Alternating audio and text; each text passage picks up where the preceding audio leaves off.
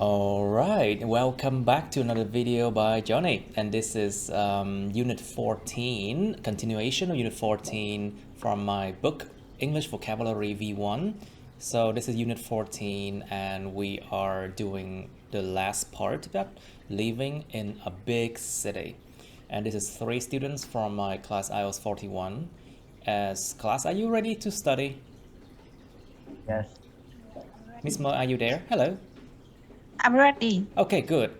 Okay, good. Okay. Now let's do a part about living in a big city. Bây giờ đến cái phần gọi là sống ở thành phố lớn nha các bạn. Let's do speaking practice. Chúng ta luyện nói nè. Speaking practice. So, okay, let's look at this question. What can a big city offer? Cái thành phố lớn nó có thể có cái gì, nó offer cho mình cái gì, nó có thể có cái gì cho mình. Discuss it. Hãy tranh luận nó. Like for example, you have a hint. Có gợi ý nè. Opportunities for jobs. So we have opportunities, cơ hội. So opportunities for job, những cơ hội công việc. So opportunities for education, cho giáo dục. Opportunities for love, cơ hội tình yêu. Opportunities for self-improvement, sự cải thiện cá nhân. Like for example, you can improve your skills, your thinking, your education, your health, your everything. It's all in self-improvement. Tất cả cái đó nó đều gọi là sự cải thiện cá nhân cả. Sức khỏe, tình yêu, tri thức, kỹ năng, vân vân, tất cả mọi thứ. Or you can have earnings and quality of life. So increase in earnings, những khoản tiền kiếm được. And you have quality of life, chất lượng cuộc sống. So, Mr. Phúc, please. So, what can a big city offer? What do you think? Thử xem, cố gắng lên. Try your best. Like, you are living in a big city, am I right? In my opinion, the big city offer The me big city. Ý kéo dài. The big city. The big city offer me opportunity for learn. For learning. For Opportunities for learning. cộng verb in. Cộng với verb ing. Opportunities for verb ing. Opportunities for learning. Opportunity for learning and traveling. Oh, of course, traveling, yes. Around the big city. Around a big And city. oversee the landscape. Okay. And I can know many friends. You can get to know many friends. I can get to know many friends. Tôi có thể có cơ hội biết được nhiều bạn bè.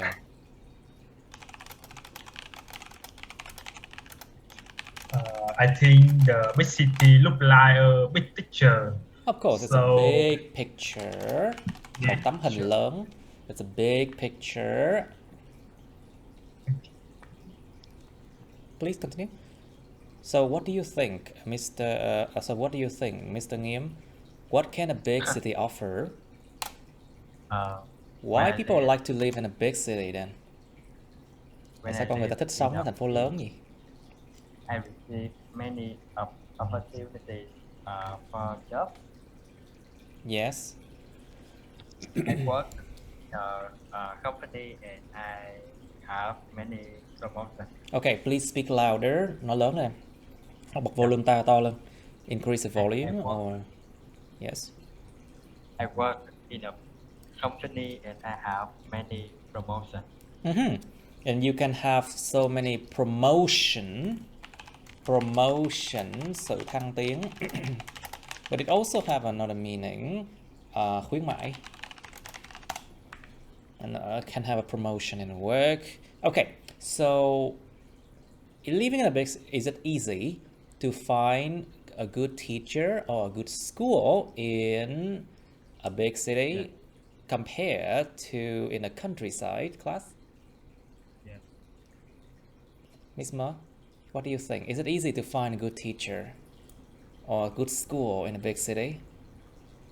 Yes, I think a big city offer me a good quality education. Good So I quality can education. Very good. so I can easily find a mentor or a good teacher. Mentor là người hướng dẫn. Very good. You can say mentor or tutor or teacher as well. Very good. So, Miss Ma, can you tell me about, say, opportunities for quality of life then? Is life better in the city compared to the countryside? Nếu mà được so sánh với lại vùng quê, is the quality of life in the city better? I think a big city offer me also good and bad thing, and Think about food quality, chất lượng thức ăn, food quality, the quality of entertainment, the quality of food, entertainment, what else? Chất lượng của tất cả mọi thứ đúng không? From my point of view, living in a big city, Big, y kéo dài, living in a big city. I can easily access to facilities such as shops. I can easily get access to get access to tiếp cận với. I can easily get access to. Okay, try again, Miss Ma. I can easily get access to facilities such as shopping malls and and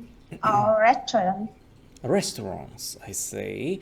Okay, Mr. Phúc, please. So how about opportunities for love? What do you think? Is it easier to find someone to love in a big city?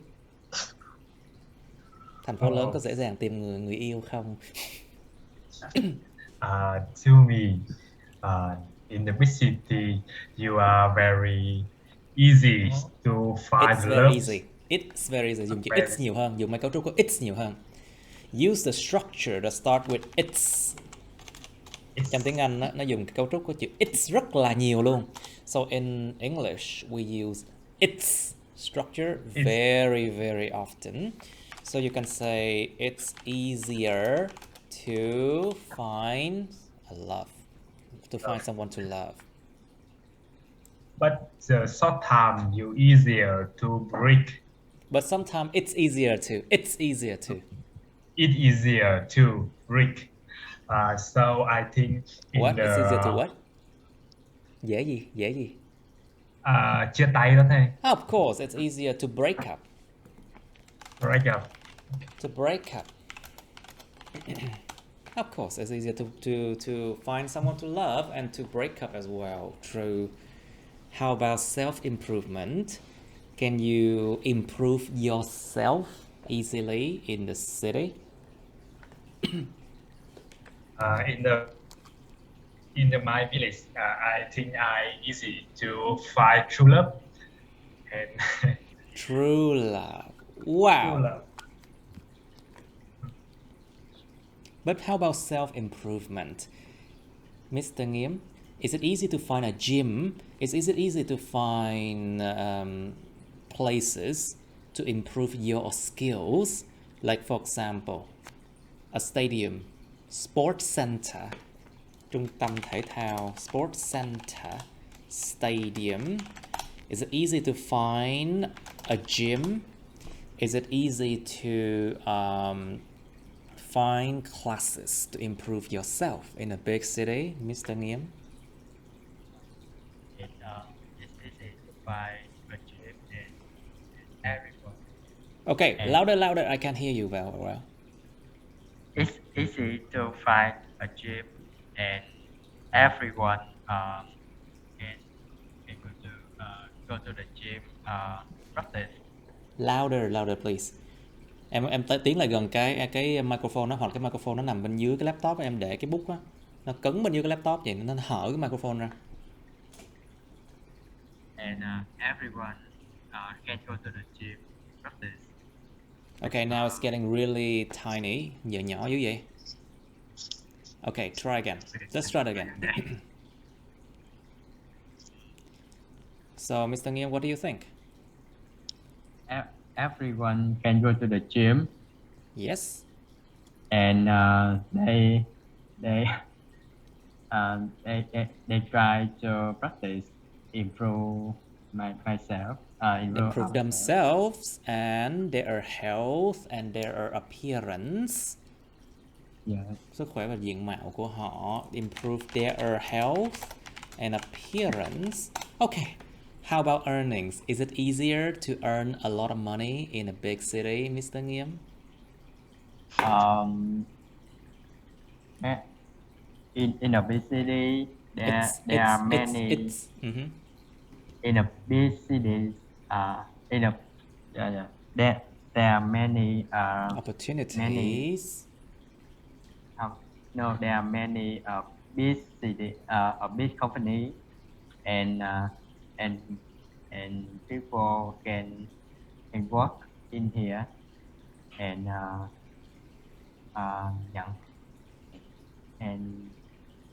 nhận được cái mức ở cái mức And they can receive the salary they deserve. So people can receive the salary they deserve. Con người ta có nhận được cái tiền lương họ xứng đáng, isn't it? So what do you want to say? Okay, let's go to 1.5 then. Despite the benefits of living in a big city, bất chấp cái gì đó, despite. So despite is equal to in spite of. So despite, in spite of, bất chấp điều gì đó. Bất chấp cái lợi ích của chuyện sống ở thành phố lớn. Despite the benefits of living in a big city, there are also many problems and issues. Cũng có nhiều cái vấn đề. In a box you can find many verbs and phrasal verbs. So phrasal verb equal to verbs plus preposition. Động từ cộng giới từ nó tạo một cái gọi là phrasal verb. Cụm động từ á. Thì trong cái hộp dưới đây các bạn sẽ tìm thấy được một số cái động từ và phrasal verb có thể được sử dụng với cái chữ problems hay issues. Use them to complete the sentences below. Hãy sử dụng chúng để hoàn thành những câu bên dưới. So you have 8 sentences, có 8 chỗ nha các bạn. So we have the word solve, giải quyết. To solve something. To solve, giải quyết cái gì đó. To tackle also mean the same thing. Thực sự là mấy cái từ này có rất nhiều từ đồng nghĩa nhau. So it's equal to tackle something. Nhưng có những cái từ nó hay đi kèm với nhau, các bạn phải để ý điều đó. There are words that often go together. You need to understand that. In a language, they are synonym. Từ đồng nghĩa. However, some words tend to go together.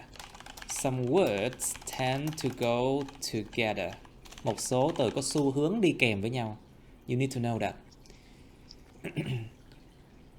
Okay, so now you will learn that. Các bạn sẽ học điều đó bây giờ. Okay, so to resolve. Làm lại. Solve là giải quyết. Thì resolve là gì các bạn? To resolve. Giải quyết lại. Giải quyết cho xong. Cũng là Giải quyết cho xong. Giải quyết dứt điểm cho xong. Giải quyết một lần không được. Giải quyết dứt điểm lần 2, lần 3 cho xong. So after the first time you try to solve it, the problem is still there. You have to try to resolve it. until the problem is over. Until the problem is over. Cho nên khi cái vấn đề nó kết thúc thì mới resolve được. Ok, to raise, đưa lên, trình bày lên cái gì đó. Raise your hand. To deal with something, đương đầu với đương đầu với cái gì đó.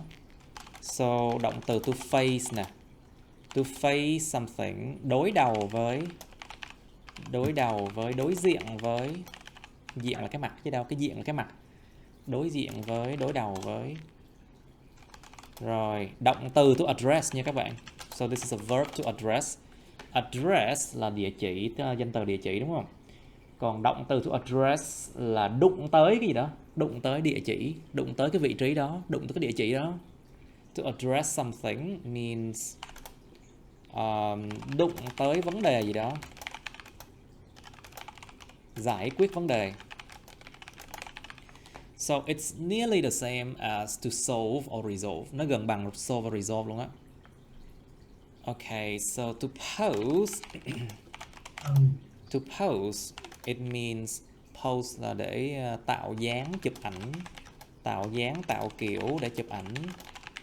But there's another, to pose for a picture.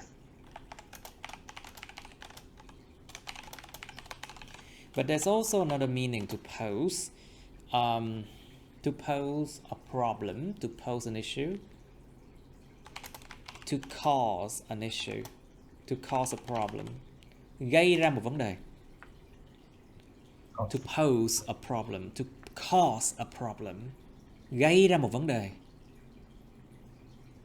So next word is present. Động từ to present, trình bày ra. Trình bày ra, to present, đưa ra, trình bày ra, xuất hiện ra. Like present an issue, đưa ra một cái vấn đề như vậy, nó tự nhiên nó xuất hiện một vấn đề như vậy. Next word, to identify. Identify. Identify. You know what identify is? Nhận định. Xác định, xác nhận. Xác định ra. Xác định ra nó là cái gì? So you have the noun form is identity. Identity là nhân dạng, nhân dạng. ID. Nhân dạng hay là xác định danh tính. Chứng minh nhân dân á, identity card. So we have ID card. ID card. Okay, ID card, chứng minh nhân dân, ID card. So it will identify who you are. Nó sẽ xác định mình là ai. Who you are. ID card. Okay, so to cause, gây ra cái gì đó. Of course, to cause something. Alright, to cause. O kéo dài các bạn. Cause. Cause. Now, so let's try to answer these 8 sentences.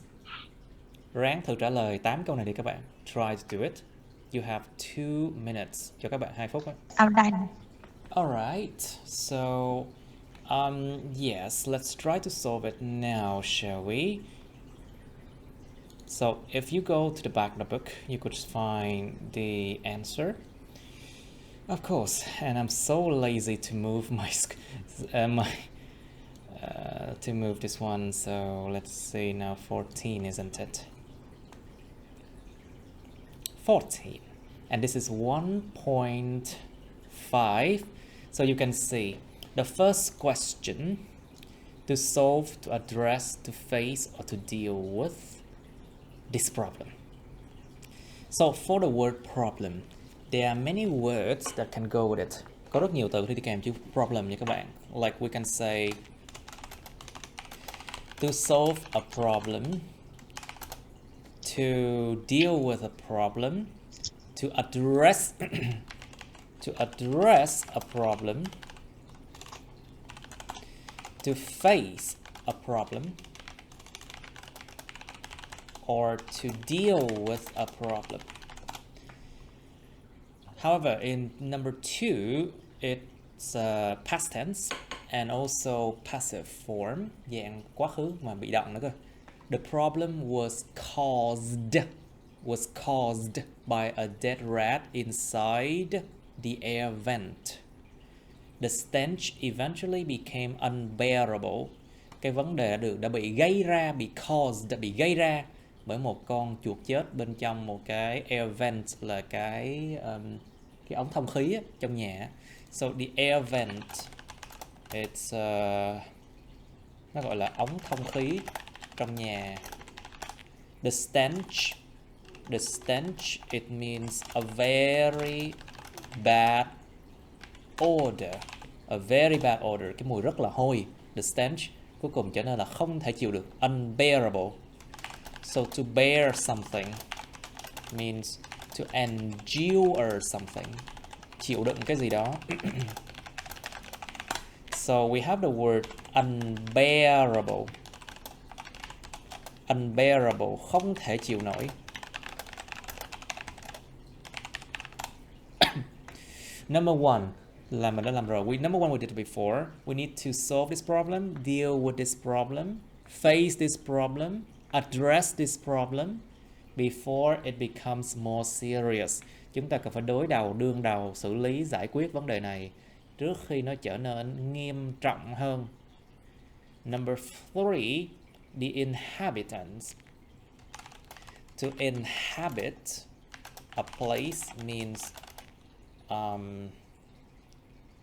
sinh sống ở một nơi nào đó. To inhabit a place means you come there and you live there. Bạn đến đó và bạn sống ở đó. You come there and you live there. You inhabit a place. So the word inhabitant là cư dân. So resident.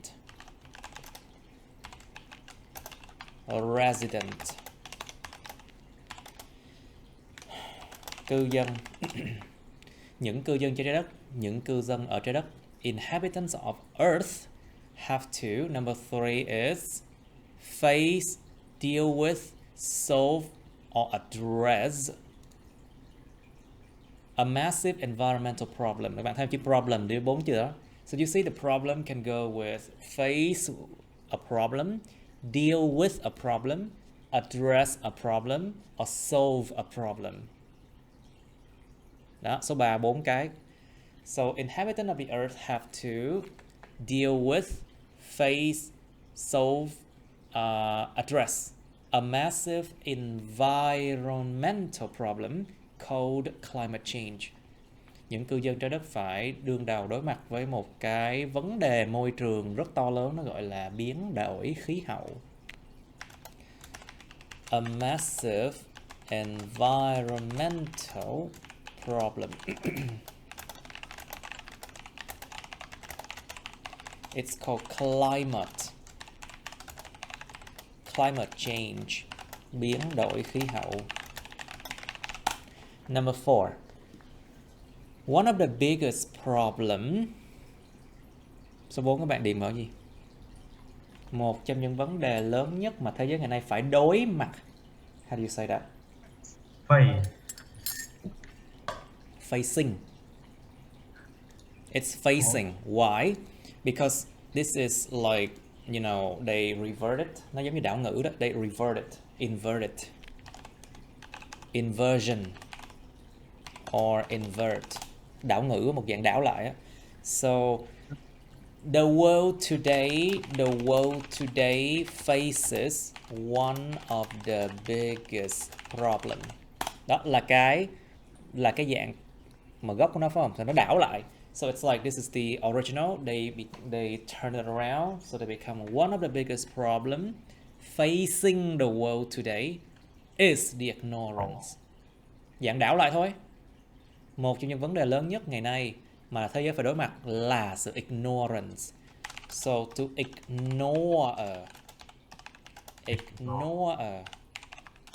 ignore someone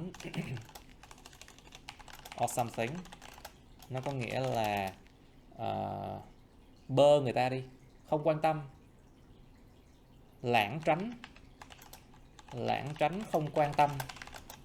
tới ai đó hoặc cái gì đó. So we have the word ignorance. Danh từ ignorance là sự lãng tránh, nhưng còn một nghĩa khác đó chính là sự ngu dốt. Another meaning for ignorance, it's like very stupid, very unintelligent. Very unintelligent, rất không thông minh. Thì in ignorance có nghĩa là sự ngu dốt nữa. The lack of knowledge, sự thiếu hụt kiến thức. Lack of understanding, sự hiểu. Or the lack of information about something, sự thiếu hụt thông tin về cái gì đó, nó chính là sự ngu dốt. Of many people. Một trong những vấn đề lớn nhất ngày nay đó chính là sự ngu dốt của rất nhiều người, là do thiếu thông tin, không thèm hiểu, mà cũng không thèm biết thông tin luôn. So it's like a lot of people, they don't want to understand, they don't have the knowledge, they do not want to understand, and they do not want to know the information for something. That is ignorance. Đó là sự ngu dốt, hoặc là sự mà gọi là lãng tránh, không muốn biết. Là một trong những vấn đề lớn nhất thế giới ngày nay đấy. Because for example, people know about pollution, but they do not want to solve the problem themselves. Con người ta biết về vấn đề môi trường đấy, nhưng người ta chọn cách không muốn giải quyết. We still using plastic bags. Chúng ta vẫn xài những túi ni lông, plastic bags. We still do a lot of things that damage the environment. Con người chúng ta vẫn làm rất nhiều thứ mà nó gây hủy hoại môi trường. Okay, number 5. These issues will be, number 5, it's raised, addressed, or tackled. Như Thành đã nói, có một số từ nó hay đi kèm với nhau. Like I said before, some words tend to go together. So we have issue, they will go with to raise an issue, to address an issue, or to tackle an issue. Đó, ba cái từ hay đi kèm với từ issue đó. Cái raise an số issue. 5 này, Sorry? cái số 5 này nếu dịch nghĩa ra thì mình chọn present cũng được. Well, raise an issue là đưa ra vấn đề. To address an issue là đụng tới vấn đề đó, giải quyết vấn đề đó. Còn tackle issue cũng bằng với lại to solve a problem thôi. So, to tackle an issue means to solve a problem.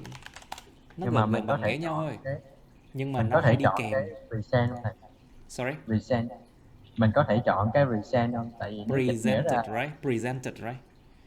Yeah. Oh, number 5, you can say these issues will be presented in a meeting today. Yes, you can say that. Có thể hoàn toàn làm cái đó được. You can do that. Những vấn đề này sẽ được trình bày trong cái buổi gặp mặt hôm nay. Yes, you can do that. Presented. Nó có nhiều đáp án khác nhau. You can there can be many different answers. So number 6. This air pollution has been going on for too long. Cái sự ô nhiễm không khí này nó đã và đang diễn ra hơi bị lâu rồi đấy. The city council hội đồng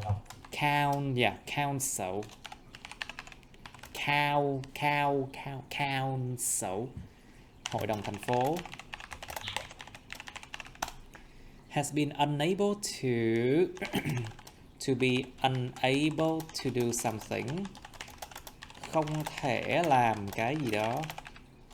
Has been unable to, number 6 is resolve this issue even after many years. Hội đồng thành phố đã không thể nào resolve, không thể nào giải quyết cho dứt điểm cái vấn đề này dù rằng sau nhiều năm. So it means that they have tried to solve this issue before.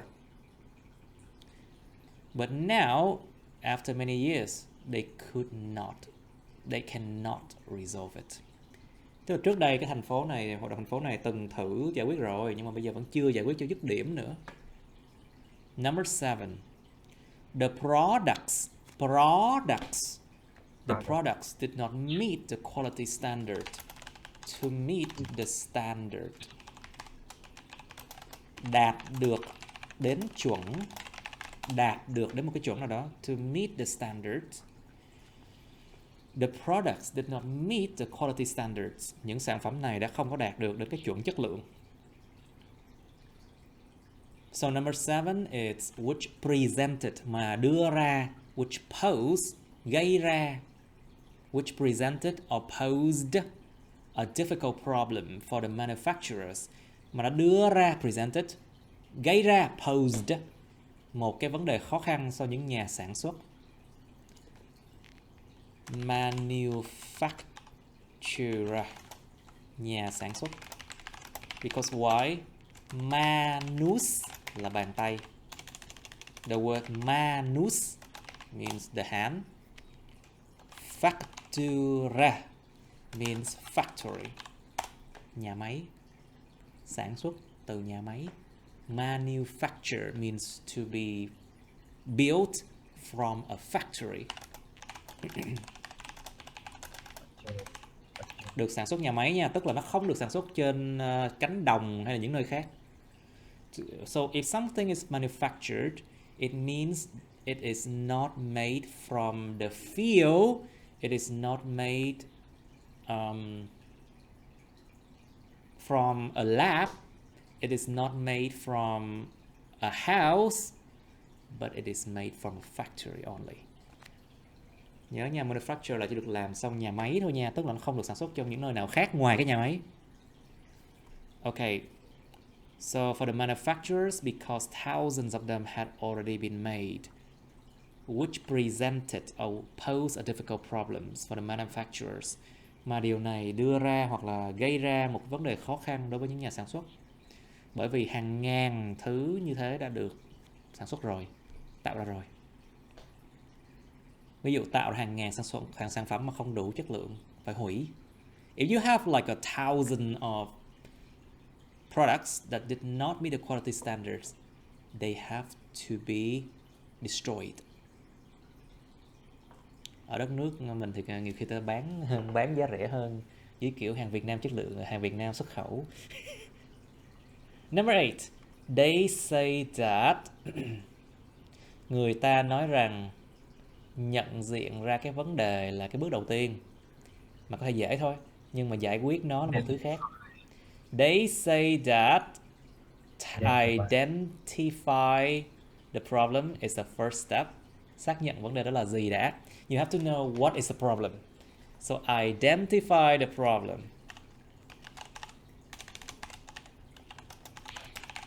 It's the first step. Mà bước này có thể dễ dàng thôi. But solving it is another thing. Nhưng mà giải quyết nó là một vấn đề khác. Okay, now let's do 1.6 class. Match the verbs on the left with the nouns on the right. Match cái bên trái này là động từ và những danh từ bên phải nha các bạn. So what would we have here? To overcome, overcome, overcame, overcome. Overcome là vượt qua cái gì đó. So overcome, overcame, overcome. Bất quy tắc. It's a irregular verb. Vượt qua cái gì đó. So to reach, đạt được tới cái gì đó.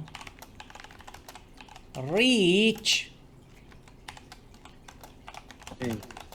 đạt được cái gì đó. Vươn tới đạt được cái gì đó. Okay, you know what is a remedy, right? No. We learned this one before. Chúng ta học từ này rồi. Remedy. A remedy là phương thuốc trị bệnh. It's a drug or a pill that can cure a disease. Remedy. So you have a verb form to remedy something. Means trị bệnh. To remedy something means like giải quyết cái gì đó. To remedy something, giải quyết cái gì đó, to solve something. Okay, so we have the noun here. A compromise. A compromise.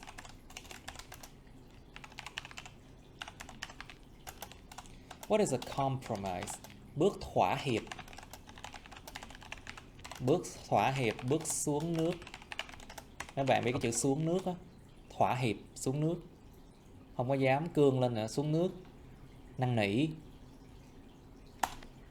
Like a compromise means like when the two people talk to each other,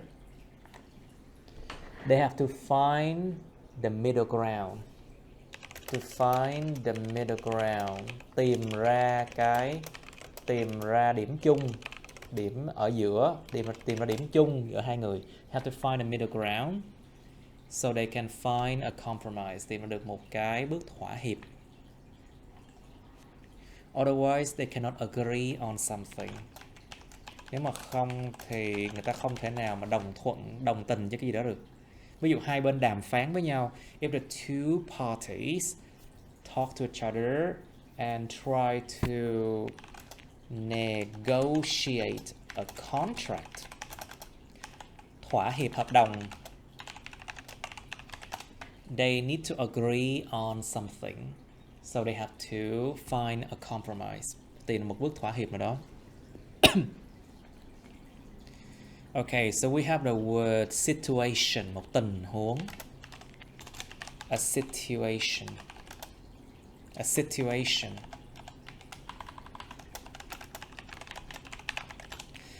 A difficulty, một khó khăn. A solution, một giải pháp.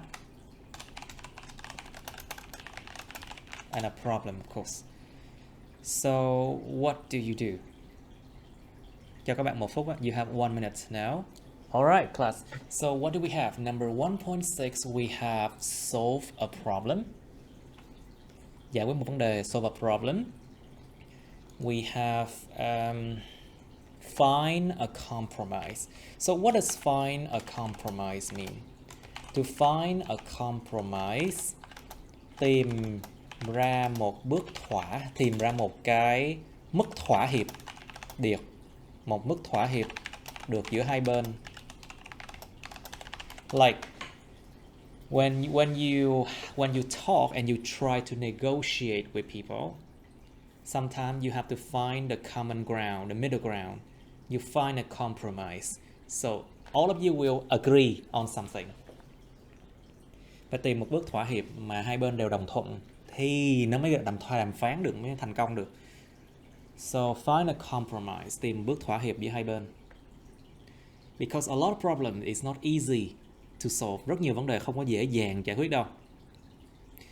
We cannot stop using like fossil fuel, nhiên liệu hóa thạch. You cannot stop using fossil fuel because it's not that easy to replace them. It's not easy to replace them. Không dễ dàng thay thế được nguyên liệu hóa thạch đâu. Không thể dễ dàng ngày 1 ngày 2 mà thay đổi được đâu. So we have to find a compromise. Phải tìm một bước thỏa hiệp thôi. So next one. To overcome a difficulty. Vượt qua một khó khăn. Okay, next one. To reach a compromise. To reach, y kéo dài. To reach a compromise. Đạt được.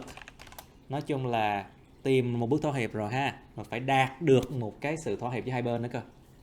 If you can find a compromise and then the two parties agree, then they reach a compromise. Hai cái parties, hai cái bên đó, mà nó agree, nó đồng tình với nhau thì hai bên mới được gọi là reach a compromise. Đạt được một bước thỏa hiệp. Đạt được một thỏa thuận, một thỏa hiệp hai bên. Okay, now resolve a problem. To resolve a problem. Giải quyết cho xong một vấn đề. Yeah, resolve a problem. Nếu mà có solve a problem, then you will have resolve a problem. Okay, next one. To remedy a situation. Nó gọi là gì ta? Chữa trị cho một tình huống hả? To remedy a situation. Người ta nói là bệnh hiểm nghèo thì cũng có thuốc tiên mà trị. Cho nên là to remedy a situation giống như là có liều thuốc để giải quyết vấn đề, tình hình. Có một cái liều thuốc để giải quyết tình hình. To remedy a situation. Có một liều thuốc. Tại vì có nhiều tình huống rất khó giải quyết nha. There's a lot of situations that can be very difficult to remedy. You have to find a way to remedy a situation. Một liều thuốc để giải quyết cái tình hình nào đó. Like for example, tình hình dở tiếng Anh thì remedy cách nào? How do you remedy a situation that people are bad at English? Class, đó mình. Tình hình đó giải quyết sao? Có thuốc nào chị? Mid-zone. Hmm? Mid-zone. Oh, thank you. No, you need to try better. You need to train very hard. You need to study very well. Học rất là chăm chỉ, phải rất là chăm chỉ.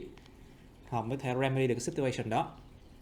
Anyway, resolve an issue. Thì cái chữ resolve á, nó phải đi kèm là problem hay issue đều được. You can say resolve a problem or resolve an issue. Giải quyết cho xong một vấn đề. And you have to find a solution. Tìm ra giải pháp. Okay, good. Let's go to 1.7. So, we have 6 sentences. Chúng ta có 6 câu như sau. Các bạn phải sửa những cái lỗi sai những câu này. Có những từ không đi kèm với nhau được. There are some words that do not normally go with each other. You have to correct the mistakes. Sửa lỗi sai trong những câu này đi các bạn. You have 2 minutes, 2 phút. Rồi, tiếp tục. Okay, so number one is solve the problem, cause this problem, or resolve the issue. So you cannot resolve the issue of poverty alone. Tại sao là resolve? Tại vì cái vấn đề mà về cái chuyện nghèo đói á, một mình cái vấn đề nghèo đói thôi á, nó rất là khó để giải quyết cho xong. Because poverty is very difficult to solve, so you have to say you cannot resolve the issue. Nó phải là không thể giải quyết cho xong được vấn đề này. Vấn đề nghèo đói một mình như vậy, khó thể nào mà giải quyết một mình lắm. Or you can say solve the problem. Nếu mà mình giữ lại chữ solve thì là phải đổi chữ issue. Còn nếu mà dùng chữ issue phải đổi chữ solve chẳng hạn. Trong trường hợp này. Tại vì sao? Cái poverty nó là một cái vấn đề mà lâu đời rồi, rất khó để trị.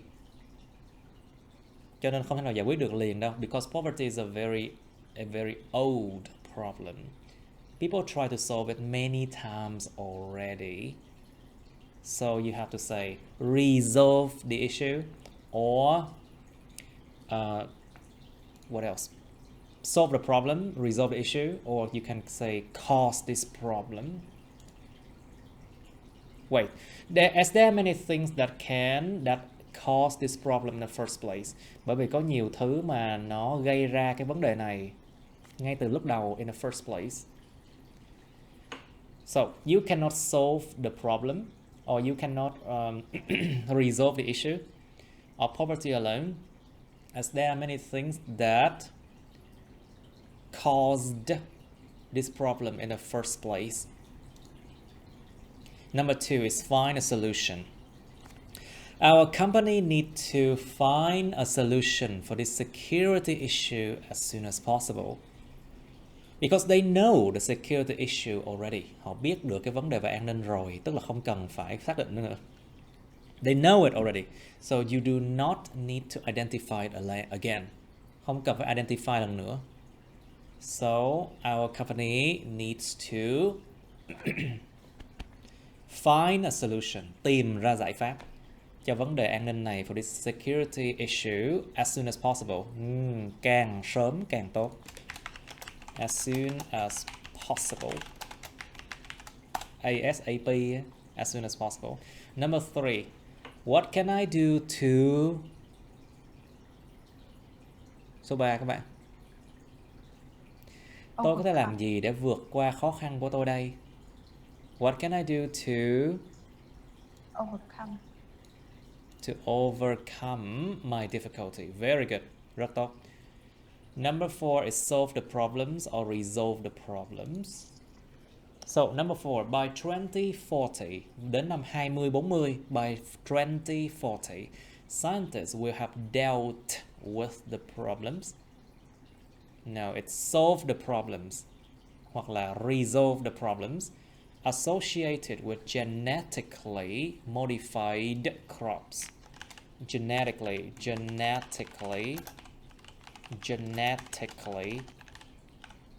Cái thị này là cái thị tương lai này. Sorry?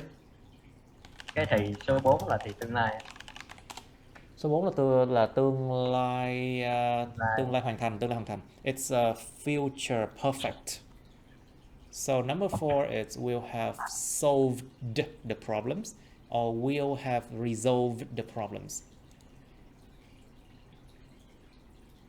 Vào năm 2040, những cái nhà khoa học có thể đã giải quyết được cái vấn đề liên quan đến những cây trồng được biến đổi về gen. So genetically modified crops, những cây trồng biến đổi gen.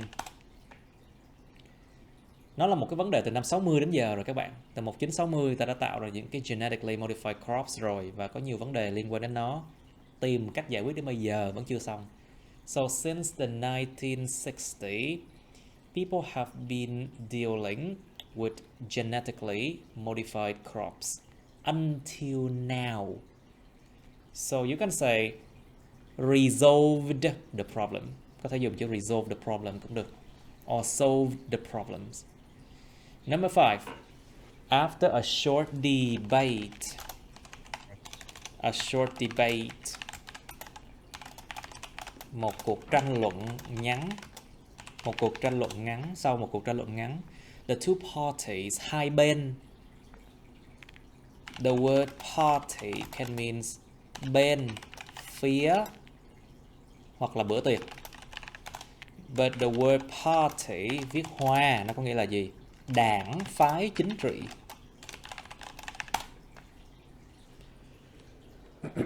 After a short debate, the two parties were able to gì các bạn?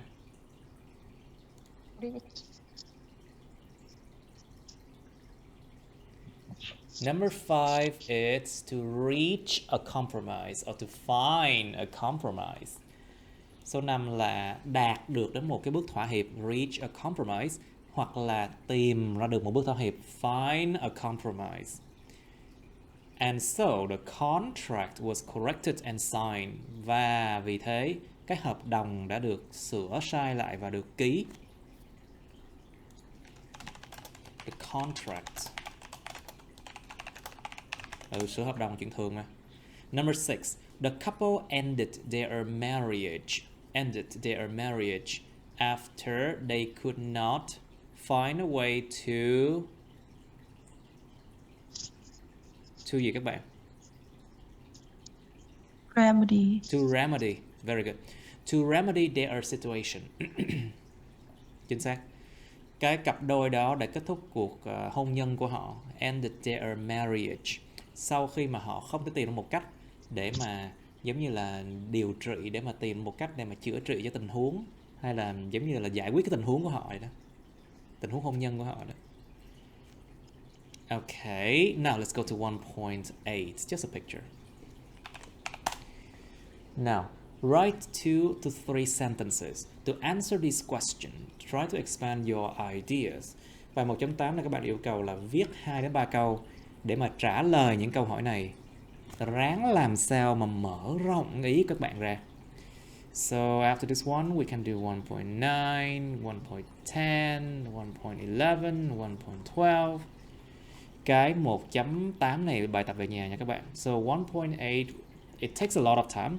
So you will do this one at home, okay? Viết 2 đến 3 câu hoàn chỉnh nha. 2 to 3 full sentences, okay? Number 1. Do you think it is easy to find a job in a big city? Anh chị có nghĩ rằng dễ dàng kiếm được một việc làm ở thành phố lớn hay không? How about the salary and the competition there? To compete means tranh đấu, cạnh tranh. To compete. So competition, what does it mean? Cuộc thi đấu hoặc là sự cạnh tranh. How about the salary and the competition there? Vậy thì về cái lương tháng và cái sự cạnh tranh ở đó thì như thế nào? Ở thành phố lớn như thế nào? Try to write sentences, okay? Các bạn, mấy cái bài viết này mấy bạn làm xong á thì gửi inbox cho thầy, thầy sửa cho. Có gửi vào tin nhắn nha, đừng có gửi theo file nha, mất công phải mở rồi nữa. Just give me like message, just don't send me a file, okay? I don't want to open it. Okay, so number 2. Cái này viết theo kiểu văn viết hay là văn nói gì? Văn viết, thử văn viết xem. Try to write it in writing language, okay? Number 2. Do you think it is easy or difficult to find a good place to live in a big city? Bạn có nghĩ rằng it's cấu trúc của it's gì nè, rất nhiều sử dụng, rất là thông dụng luôn. Do you think it's easy or difficult? Bạn có nghĩ rằng dễ hay khó tìm được một cái nơi tốt để sống ở một thành phố lớn hay không? Is it expensive? Có mắc tiền không? How many people usually live together in a place? Bao nhiêu người thường sống cùng nhau trong một nơi? Number 3. Is it easier to do businesses in a big city? Liệu có dễ dàng hơn để làm doanh nghiệp hay là vận hành mở một doanh nghiệp ở thành phố lớn hay không? Có dễ dàng hơn hay không? Can you find customers for your services easily? Anh chị có thể tìm ra được, các bạn có thể tìm ra được khách hàng cho những dịch vụ các bạn một cách dễ dàng hơn hay không? Một cách dễ dàng không? Number 4. Can you get a better education in a big city? Anh chị có thể có được các bạn có thể có được một cái sự giáo dục tốt hơn trong một thành phố lớn hay không? Ráng mở rộng ý ra. Try to expand your ideas, okay? Now let's do 1.9. Complete the text with suitable adjectives from the box. Alternative answers are possible. Các bạn hoàn thành những đoạn text này với những cái tính từ phù hợp trong cái hộp này. Hoặc những từ phù hợp trong cái hộp này. Alternative answers are possible. Những cái câu trả lời thay thế cũng có thể có đó nha. So what do we have here? 1.9 chỗ này phải là words chứ nhé. Ok. 17 chỗ. So 17 blanks. 17 cái khoảng trống. So what do we have here? Attraction. You know what attraction is? Những attraction có S này tức là những nơi thu hút khách du lịch. Những nơi thu hút khách du lịch. Hay nó gọi là gì? Điểm đến du lịch ha? Destination. Yeah, destination. True. Okay, enormous. What is enormous?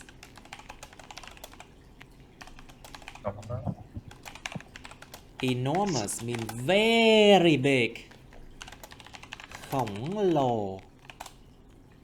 What is urban?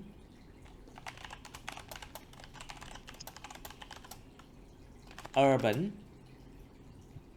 That's the opposite of countryside. What is urban? Thành thị. Thành phố, Belongs to đô the thị. city. Thuộc về đô thị. Okay, decent. Decent means đàng Xa xôi. hoàng. Decent, đàng hoàng, bình thường.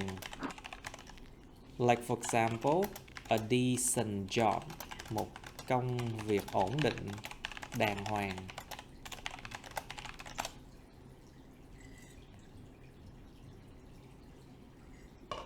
You know the word dense, right? Dense là đậm đặc. So we have the word densely something.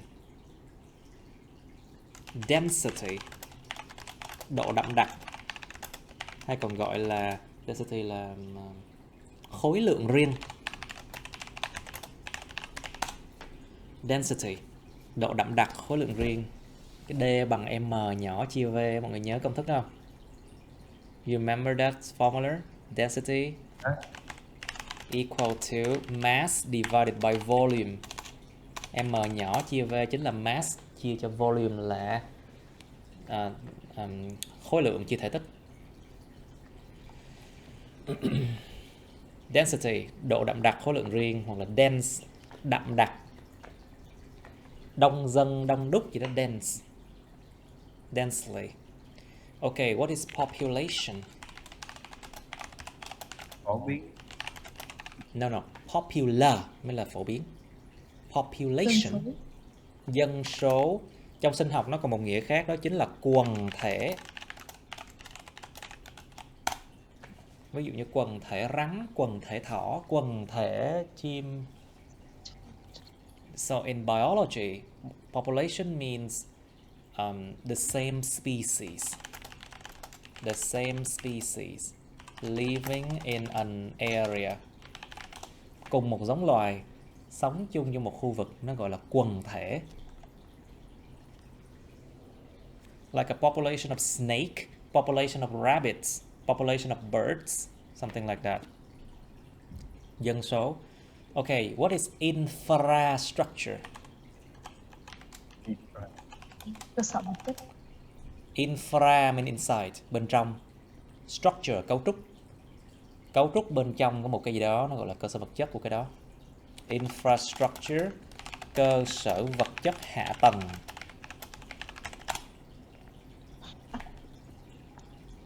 Next word is staggering. Staggering means, let me check this word for a while.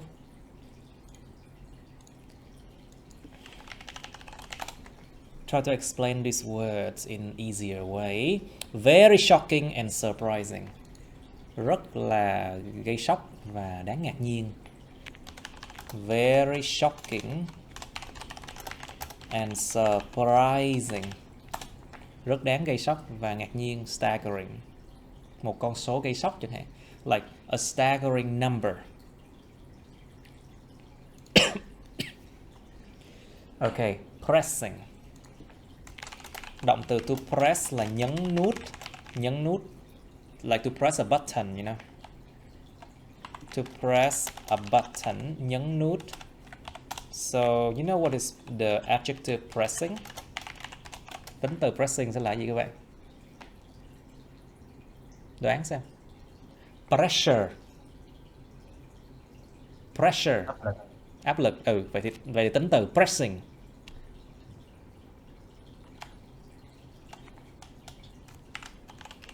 Okay, let's start with the word pressure. Áp lực đi. Thì tính từ pressing nó sẽ có nghĩa là mang tính, mày nó giống như là cứ thôi thúc. Mang tính thôi thúc. Làm sao? Nó cứ liên tục, nó ảnh hưởng đến mình liên tục, mà nó giống như nó liên tục nó ảnh hưởng đến mình mà nó khó mà giải quyết được. Thôi thúc mình. Không bao giờ nó ngừng lại. It's like it never ends. It's like pressing you, putting pressure on you. To put pressure on you. Nó cứ luôn đặt áp lực lên mình, nó là thôi thúc mình làm gì đó. Pressing. For example, There is a pressing need. There's a pressing need. Có một nhu cầu cấp thiết. Một nhu cầu cấp thiết, một nhu cầu thôi thúc, cấp thiết. There's a pressing need. Tức là nó cứ liên tục, chúng ta cần nó liền, phải có ngay. Phải có liền, pressing need. There's a pressing need. Mang tính thôi thúc, cấp thiết. Okay, next one. What is employ and employment? You remember this one? Việc. Unemployed. Employer, employee, employment. Employment. Người thuê. Sự Công việc. thuê mướn lao động hoặc là việc làm á. Employment. Okay. Overpopulation.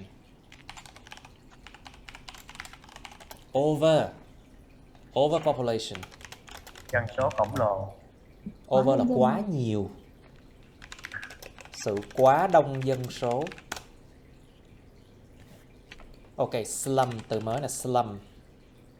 So we have the word slum. A slum là khu ổ chuột. Khu cho người nghèo sống. A slum it's a place for the poor people to live, and it doesn't look good. Nó không có nhìn đẹp đâu. It doesn't look good at all. A slum. Like for example, we have poor areas living in any city. Chúng ta có những khu người nghèo ở khắp đất nước nào thì đương nhiên thành phố nào cũng có. Okay, what is inhabit and inhabitants?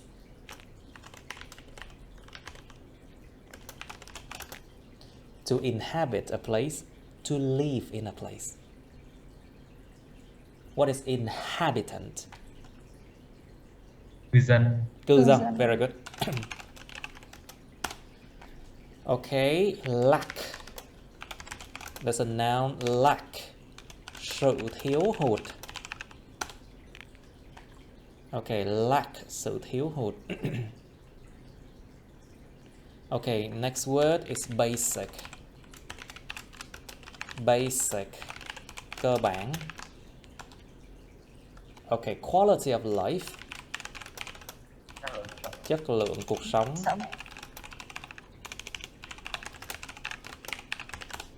Okay, what is available? Available. Sẵn có, một cái gì đó sẵn có để xài thôi, sẵn có để sử dụng thôi. Something is available to use. Available, sẵn có. Poverty. Nghèo đói. Nghèo đói. Không, thực sự là sự nghèo thôi. Sự nghèo khổ thôi. Nhiều khi ta nghèo người ta không đói nha các bạn. Like some people they can be poor but they are not starving. Bây giờ rất là thường nha. Normally people can be poor but they still have something to eat. So poverty means they are poor. Sự nghèo khổ thôi. Chứ bây giờ không có nghèo đói nha mọi người. Bây giờ luôn có đồ ăn nha. Thiệt luôn á. Okay, let's try to fill in these spaces. Các bạn có 4 phút để làm. You have 4 minutes to fill in there. 1.9 nha. Okay, so let's try to answer them. Number 1, it's opportunity. Around the world, many opportunity. Sorry, number one, right? Urban. Sorry, number 1 is urban. Around the world, many urban centers are expanding fast, starting from a simple town of only a few thousand people. Then, okay, let me just read the answer first. Number 1 is urban. Number 2, population. Number 3 is pressing. Các bạn đi ghi vào đi. Just write it down. Number 4 is unemployment. Number 5 is attractions. Number 6 is overpopulation. Number 7, infrastructure. Infrastructure. Number 8, enormous. Number 9, inhabitants. Number 10, staggering. Number 11, densely. Number 12 is decent. Number 13 is lack. Number 14, slums or poverty. Number 15 is basic. 16 is available. 17 is quality of life. Điền xong chưa mọi người? Ready? You ready to read now? Sẵn sàng đọc mọi người. Ready? Okay, good. Now, Nghiêm đọc trước đi. Nghiêm, can you start first? Around the world, many urban centers. Around the world, many urban World. Around the world. Around the world, many urban centers. many urban sectors are expanding fast. Expanding fast. Expanding Expanding fast. fast. Expanding fast. Starting from a simple town of only a few thousand people, then expanding to more than 10 To million. more than 10 million. This rapidly growing population brings about many pressing issues Many pressing issues that are not easy to be resolved. that are not easy to be resolved. Resolved. So, Nó có rung lên không? Is it ringing? Resolved. Resolved.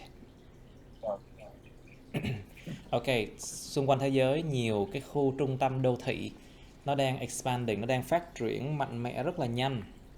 Bắt đầu từ những cái thành phố đơn thuần, thị trấn đơn thuần chỉ có một vài ngàn người thôi. Sau đó nó phát triển lên đến hơn 10 triệu. Cái chữ 10 million này nó không có S nha các bạn. Nếu mà nó muốn nói một cái con số chính xác thì những cái con số lớn như thế này nó sẽ không có S nha. Còn nếu mà muốn nói con số mà khoảng đó thôi, không có chính xác thì là mới có S. So when you want to mention a big number like this, exact number, you do not put S plural. 10 million is 10 million. But if you want to say an approximate number, một con số xấp xỉ thôi, not exact number, just an approximate, then you use S. Then simply and then expanding to more than 10 million. Sau đó nó phát triển lên hơn 10 triệu. This rapidly growing population, cái dân số mà nó đang tăng trưởng rất nhanh chóng này, đem đến nhiều cái vấn đề. Number 3 is what? Number số 3 là gì? Many pressing issues, đem đến nhiều cái vấn đề cấp bách that are not easy to be resolved, mà không dễ dàng để được giải quyết cho xong. Okay, very good. Mer, please. Number 4. Miss Mer, please. Number 4 is employment. Employment and opportunity. Employment and opportunities for education. Education are The main attractions. attraction of urban centers. However, the issue of overpopulation. The issue. Y mà nguyên âm. The issue. The issue of overpopulation puts a huge strain on infrastructure of cities and cause a high competition rate, resulting in the unfulfilled hopes of many.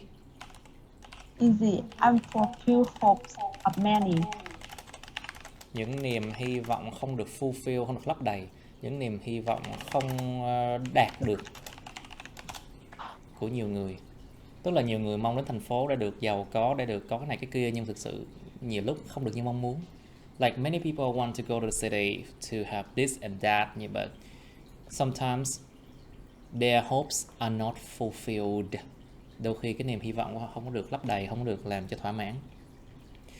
Ok, employment, sự thuê mướn việc làm, sự công việc và những cơ hội cho giáo dục là những cái attraction, những cái sự hấp dẫn chính của những trung khu đô thị. Tuy nhiên, the issue of number 6 is overpopulation.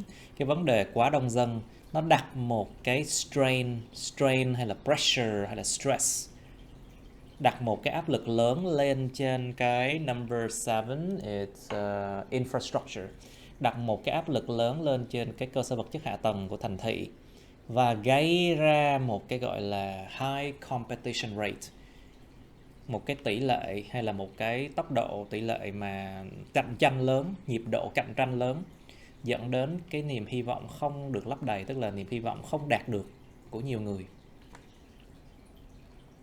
Okay, next one, Phúc, please. A mega city. Mega city is an harmonious metropolitan Enormous.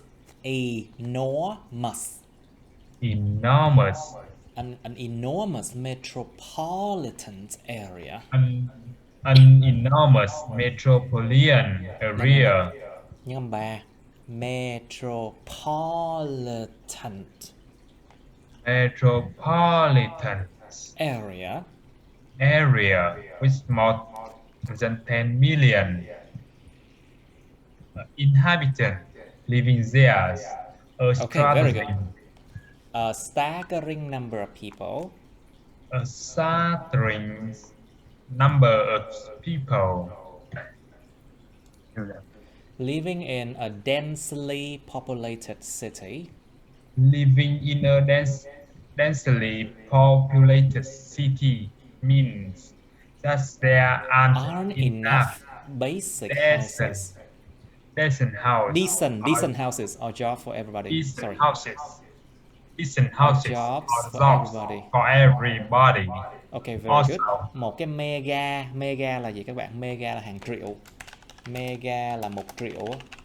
Mega city, thành phố triệu dân, là một cái metropolitan. So let's check the word metropolitan. Metropolitan means relating to a large city, liên quan thành phố lớn. So it's like urban but bigger than that. Nó cũng giống với chữ urban nhưng mà nó lớn hơn thế. So very similar to the word urban. Thành phố triệu dân là một cái khu vực đô thị khổng lồ, an enormous metropolitan area, với hơn 10 triệu cư dân sống ở đó. More than 10 million inhabitants living there. Like for example, Hanoi and Ho Chi Minh City, it's a mega city. These are mega cities. Số nhiều. A staggering number of people living, một con số khủng khiếp, một con số mà đáng ngạc nhiên của người sống trong một cái densely populated city. Densely populated city. Thành phố có dân đông đúc như thế, nó densely, nó đậm đặc như thế, đông đúc như thế, chen chúc như thế. Có nghĩa rằng there aren't enough basic houses or jobs for decent houses or jobs for everybody. Có nghĩa rằng nó không có đủ decent houses, không có đủ cái nhà mà nhìn đàng hoàng, hoặc là công việc đàng hoàng, công việc ổn định cho tất cả mọi người. Ok. Nghiêm tiếp đi em. Also many people who come from other rural areas often come to big cities in search of a better future. But the lack of decent housing forces them to live But the lack of decent housing, cẩn thận, bây giờ mấy cái chỗ nào danh từ em sẽ dừng lại chút xíu đó. Ví dụ the lack of decent housing forces them to live in a something. forces them to live in the slums. 14 in a slum, in slums. In In slums of poverty, sống trong nghèo khổ hoặc là trong những khu ổ chuột. Live in Moreover. slums. Moreover, Moreover, basis are necessities. necessity. Cái này danh từ. This is a noun. Necessity. Necessity. Necessity. Necessity. Necessity là những thứ tối cần thiết. Những thứ tối cần thiết, nhu yếu phẩm tối cần thiết gì đó. Necessity, such as clean water, nước sạch. clean water, electricity, and Wi-Fi.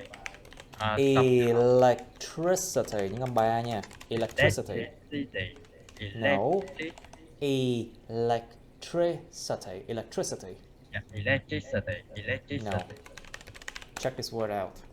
Không đúng rồi, đọc không đúng rồi. Look at this one. Electricity. Electricity or Electricity. electricity. Electricity. And Electricity. Electricity. Điện.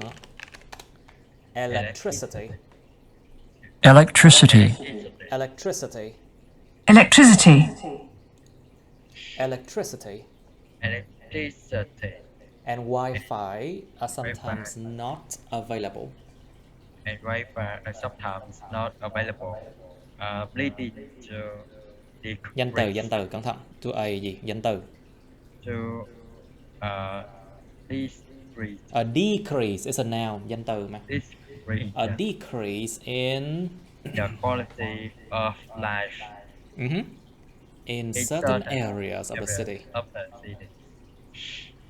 Yes. Certain areas of the city. Certain areas of the city. Rất tốt. Also, ngoài ra thì cũng sao? Nhiều người mà đến từ những cái khu vực rural areas, những khu vực hẻo lánh, ít dân, thường đến thành phố lớn để mà tìm một cái tương lai tốt hơn, a better future, một tương lai tốt đẹp hơn. But the lack of decent housing, sự thiếu hụt của cái gọi là nhà ở ổn định, nhà ở đàng hoàng á, bắt họ phải sống trong nghèo khổ. Forces them to live in poverty, hoặc là sống những khu ổ chuột, live in slums. Thêm vào đó thì sao? Number 15 is basic necessities. Nó gọi là những cái thứ mà tối cần thiết đi, cơ bản đi, ví dụ như là nước sạch, điện và wifi thì đôi khi không có available, không có sẵn có đâu. Các bạn đi ra những cái vùng mà ngoại ô của thành phố xem, các bạn sẽ thấy nhiều khi con người ta còn phải xách nước đi. Sometimes people at the outskirt of the city, ngoại biên, ngoại ô thành phố. Sometimes those people they don't have the basic necessity, they don't even have clean water, you know, sometimes. Nhiều khi mấy người đó sống không có nước sạch xài luôn á. Leading to a decrease in the quality of life, dẫn đến một sự giảm về chất lượng cuộc sống in certain areas of the city, ở một số khu vực nhất định của thành phố. Certain areas of the city.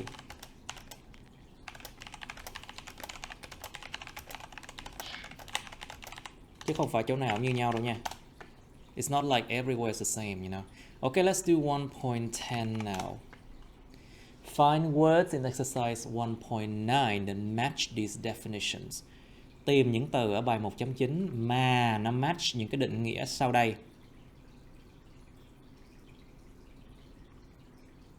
Okay, let's do this one. 2 minutes, 2 phút các bạn. Okay, so how do you call a good chance of doing something? Một cơ hội tốt để làm cái gì đó. What is it? A good chance of doing something, it's opportunity. Cơ hội thôi. Opportunity. The stress or pressure is another word for this. Một cái từ khác cho cái từ mà stress hay là áp lực, nó là từ strain.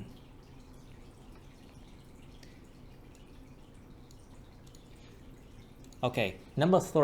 This tells how hard it is to get a good job or to enter a good school.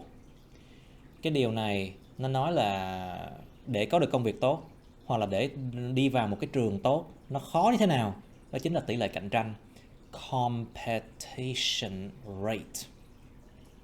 Tỷ lệ chọi á, tỷ lệ cạnh tranh, competition rate. Number 4, the basic things for life. Những thứ cơ bản cho cuộc sống là gì các bạn? Những thứ tối cần thiết. How you say that? Necessity. Necessities. Very good. Number 5, it's relating to a large city. It's metropolitan. Tính từ thuộc về đô thị lớn. Metropolitan. Number 6, very poor and crowded areas of the city. Những khu vực rất đông và rất nghèo trong thành phố nó gọi là khu ổ chuột. Slum. Cái lùm á, cái slum á, cái slum á. Very good. Number 7, all the basic systems and services of a city. Tất cả các dịch vụ cơ bản hoặc là cái hệ thống cơ bản thành phố nó chính là cơ sở vật chất hạ tầng. Infrastructure. Infrastructure. Number 8, how someone lives, their happiness, their standards of living. Cách một người nào đó sống, cái sự hạnh phúc của họ hoặc là cái chuẩn sống của họ. Quality of life. Nó chính là quality of life, chất lượng cuộc sống. Tức là con người ta sống như thế nào, có hạnh phúc hay không, tiêu chuẩn cuộc sống của họ có gì, nó chính là chất lượng cuộc sống. Quality of life. 11. Sorry. Cái chỗ câu 5 mà mình dùng megacity có được không thầy? No. Number 5 is asked for relating to a large city. So they asked you for an adjective. Nó hỏi một tính từ là liên quan thành phố lớn, còn megacity là một danh từ. Megacity is a noun, you know. So number 5, you cannot use megacity. Okay, let's do 1.11. Answer this question. Trả lời những câu này để các bạn. Have you ever felt lonely? Lonely, cô đơn. Have you ever felt stressed? Bị căng thẳng. Have you ever felt accepted? Được chấp nhận, được thừa nhận. When living in a big city, các bạn có bao giờ cảm thấy những điều này không? Có cảm thấy cô đơn, cảm thấy bị căng thẳng, cảm thấy được thừa nhận, chấp nhận trong một cộng đồng không? Number 2, do you often feel overworked? Bị cảm thấy làm việc quá nhiều không? Do you think that many products in the city are overpriced?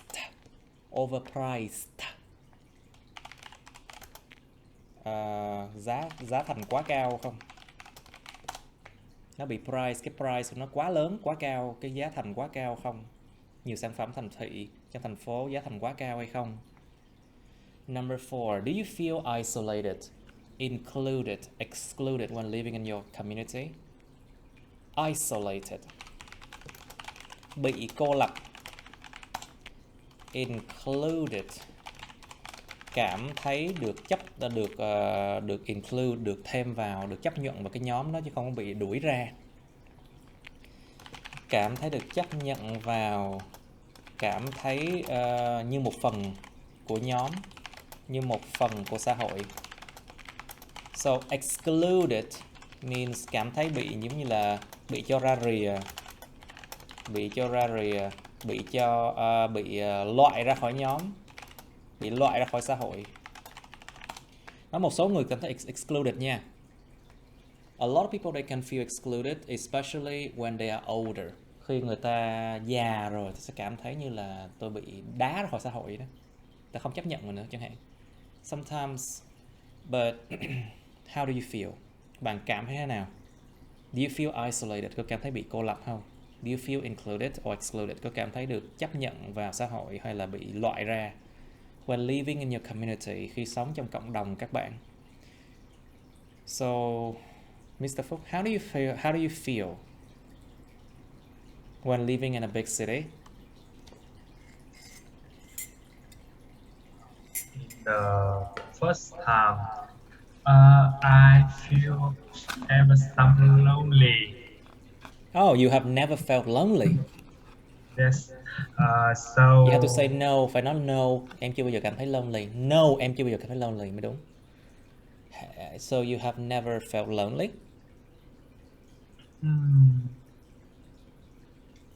Yes or no? In the first time, I feel a little lonely. Yes. Because I don't miss my family and old friend. And all of my friends, I say. Oh, my friend. So time by time, I adapt for this, and I feel free, and I have many new friends. Good. I feel free, I have many new friends. Okay, but tell me, Mr. Phúc, have you ever feel overworked in a big city? Cảm thấy em phải làm việc quá nhiều, ví dụ như là để trả tiền học phí thầy John không chẳng hạn. You feel overworked when you have to earn money, maybe to pay tuition fee. Sometimes, right?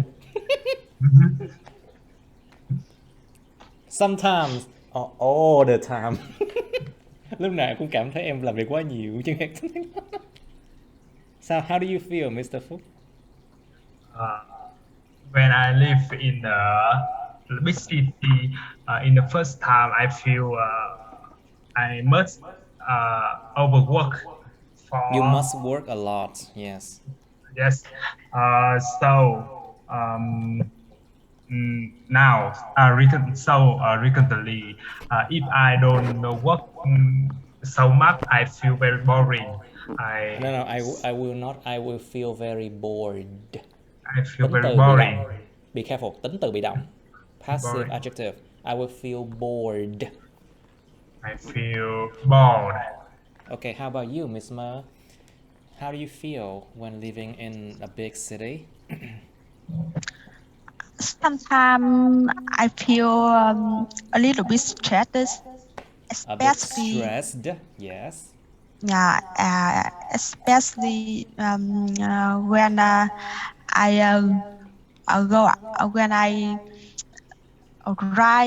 ride in the road. It's When I ride very on the noise. road, yes. It's very noise and Very noisy. It's very very noisy and traffic congestion and The traffic congestion. It's very bad, right? yeah.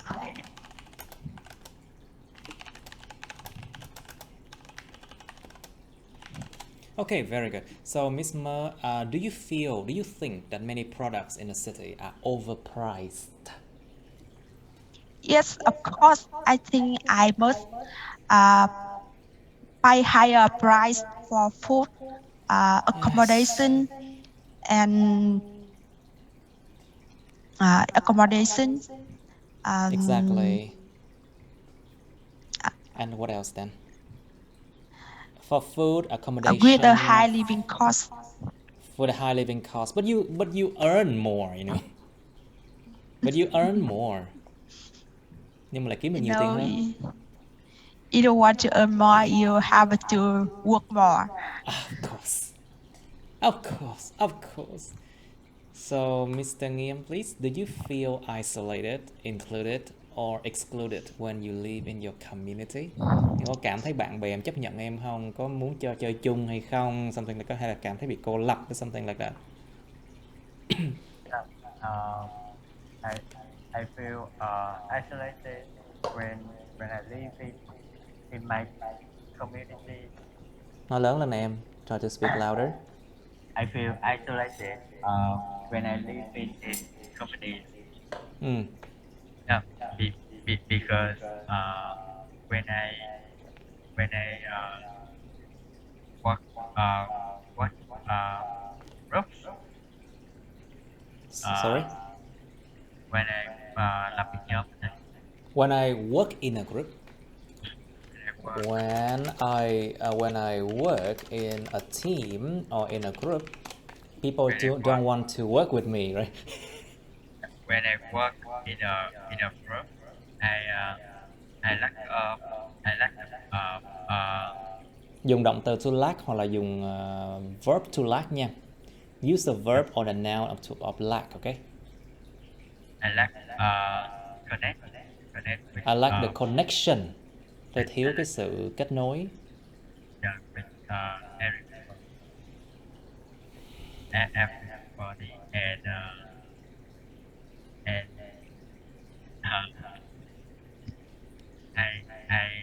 tôi không làm được gì. I do not Nói lớn lên trời ơi, để gần cái microphone nha em. Try to be near to the microphone. and I do not this result. Oh, I don't see the result. I see. Okay, now let's go to pronunciation practice. Qua phần luyện tập phát âm nè các bạn. When we have ed at the end of the word, it can be pronounced with a t or d sound. The other cases are pronounced with the id sound. Thì đương nhiên chúng ta ngày xưa thầy đã chỉ các bạn cái quy luật mà đọc âm ed rồi á. Thì khi mà chúng ta có âm ed ở cuối một cái từ, nó có thể được phát âm với cái âm mà t hay là âm d nhẹ, âm t hay là âm d nhẹ. Những trường hợp khác thì được phát âm với cái chữ id, cái âm id. Hãy nhìn vào những cái từ sau đây và quyết định cái sự phát âm của chúng. Look at the following words and decide their pronunciation. Then listen to audio file 14b to check. So the trick here is to feel whether the sound you make, does it vibrate? Cái âm thanh các bạn tạo thành nó có vibrate không? Nó có rung lên không? To vibrate. Rung lên. So nếu mà rung lên thì là âm d, còn không rung âm t. If it vibrates, then it's a d sound. If it doesn't, then t. Okay. The first word, how do you say đã được giải quyết? Oh. Try again. Đã được giải quyết. No. Is it solved or solved? Sold. Solved. No. Cảm thấy bị stress. Stress. Stressed or stressed? Stress. Stress. Stressed. It's stressed because of ss, cái hai chữ s nó rung lên. So stressed. Okay. Đã được giải quyết cho xong. Resolved. Resolved. Cảm thấy được chấp nhận, cảm thấy được chấp nhận. Accepted. Accepted. Very good. Đông đúc quá. Crowded. Very good. Đã phát triển.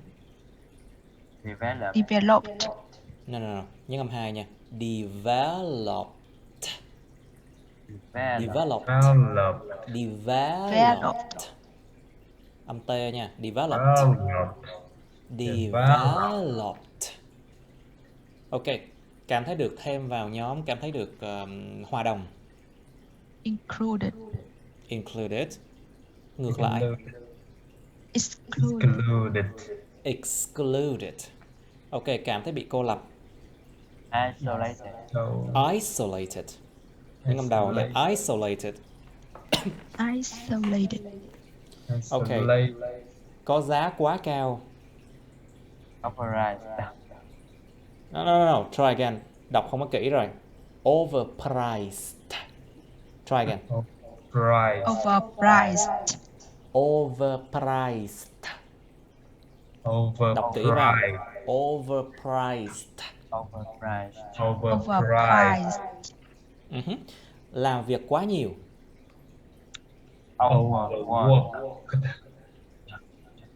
Try again. Is it overworked? Overworked. Or overworked? Nó là Overworked. overworked. Nó không có rung lên. Overworked. Work. Overworked. Okay, very good. You do Overworked. not need to listen to audio file 14B đâu. Không cần phải nghe cái audio file 14B luôn á. Okay, that's the end of unit 14. Hết bài. Okay, so next time we'll do grammar, okay? Lần sau học grammar nha. Okay, bài thứ hai học grammar nha các bạn. Okay, I'll see you on Monday, class. Okay, that's the end of my videos. Please like, share this video with your friends, subscribe to my YouTube channel, and press on the bell button next to the subscribe button so you can get notified about my new uploads, okay? You can also press follow my Facebook, but please don't add me on Facebook as friends, okay? Cảm ơn các bạn đã theo dõi nha. Các bạn hãy nhấn vào like, chia sẻ video này bạn bè các bạn. Nhấn vào nút đăng ký kênh YouTube mình và nút cái chuông kế bên cạnh để đăng ký kênh đó, để mà các bạn sẽ được thông báo về những video mới nha. Các bạn cũng có thể nhấn vào nút theo dõi Facebook mình, nhưng nhớ đừng kết bạn Facebook mình nha. Thank you and see you. Bye.